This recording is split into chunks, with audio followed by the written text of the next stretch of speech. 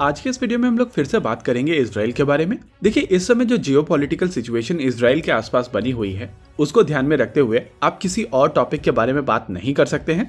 इस वीडियो के दौरान हम लोग बात करेंगे यूएस और वेस्ट के द्वारा डिप्लॉय किए गए एसेट्स के बारे में और उनके इम्पैक्ट के बारे में।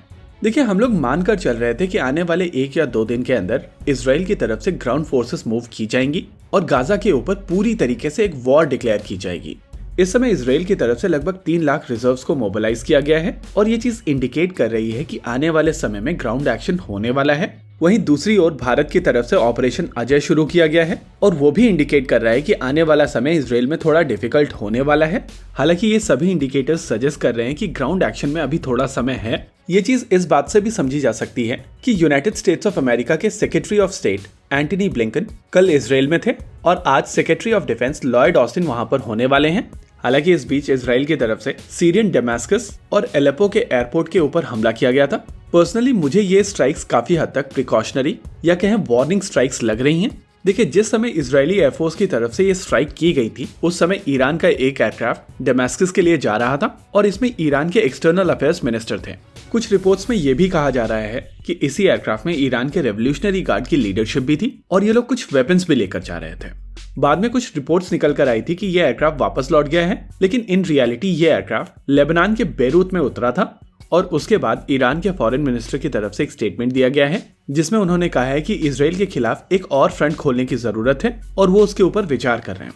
आप सभी को याद होगा 2 दिन पहले हम लोगों की तरफ से एक वीडियो किया गया था जहां पर हम लोगों ने इजराइल के 3 फ्रंट के वॉर की बात की थी और ईरान के फॉरेन मिनिस्टर का ये स्टेटमेंट काफी हद तक उसी तरफ इशारा कर रहा है। लेकिन आपको यहाँ पर यह भी समझना पड़ेगा कि पूरा वेस्ट इस समय इजराइल के साथ में खड़ा हुआ है, चाहे वो यूएस हो, यूके हो, इटली हो, फ्रांस हो, जर्मनी हो या फिर ग्रीस हो। आइए सबसे पहले बात कर लेते हैं यूएस के डिप्लॉयमेंट के बारे में।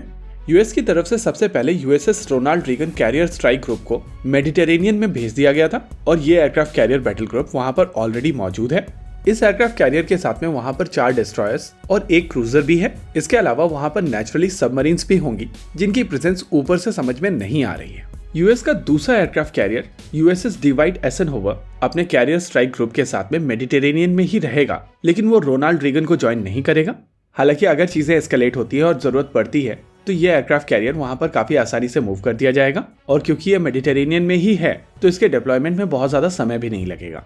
इसके अलावा यूएस का एक एलएचडी यूएसएस बटान कुवैत के साथ में एक्सरसाइज कर रहा था और ये एक्सरसाइज जल्दी खत्म करके इस समय कतर और ईरान के बीच में खड़ा हुआ है।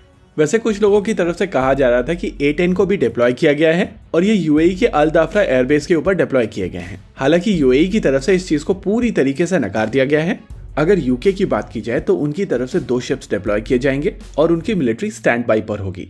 वैसे यहाँ पर यह चीज क्लियर करना जरूरी है कि यूके की तरफ से अपने एयरक्राफ्ट कैरियर्स को डिप्लॉय नहीं किया जा रहा है। ये ऑक्सिलरी सपोर्ट शिप्स हैं जिनको यहाँ पर डिप्लॉय किया जा रहा है। इसके अलावा उनकी तरफ से P-8I नेपट्यून एयरक्राफ्ट को भी डिप्लॉय किया जाएगा और फॉर सम रीजन मीडिया की तरफ से इन एयरक्राफ्ट को स्पाई एयरक्राफ्ट कहा जा रहा है। ये चीज मेरी समझ में नहीं आ रही है और आई एम श्योर वो लॉजिक आपको भी समझ में नहीं आएगा। इटली की तरफ से अपना एक air to air refueller aircraft वहां पर डिप्लॉय किया गया है। वहीं पर ग्रीस की तरफ से अपना एक फ्रिगेट भेजा गया है। जर्मनी की तरफ से एड प्रॉमिस की जा रही है और वहीं पर फ्रांस की तरफ से एड के साथ साथ ये भी प्रॉमिस किया जा रहा है कि अगर फ्रांस में इजराइल को लेकर कोई प्रोटेस्ट होती है तो लोगों को वहां पर कूचा जाएगा। ओवरऑल यहाँ पर ये सारा प्रेशर इस वजह से बनाया जा रहा है कि हिजबुल्लाह यहाँ पर दूसरा फ्रंट ना खोले, लेकिन अगर उनकी तरफ से दूसरा फ्रंट खोला जाता है तब चीजें और ज्यादा इंटरेस्टिंग हो जाएंगी।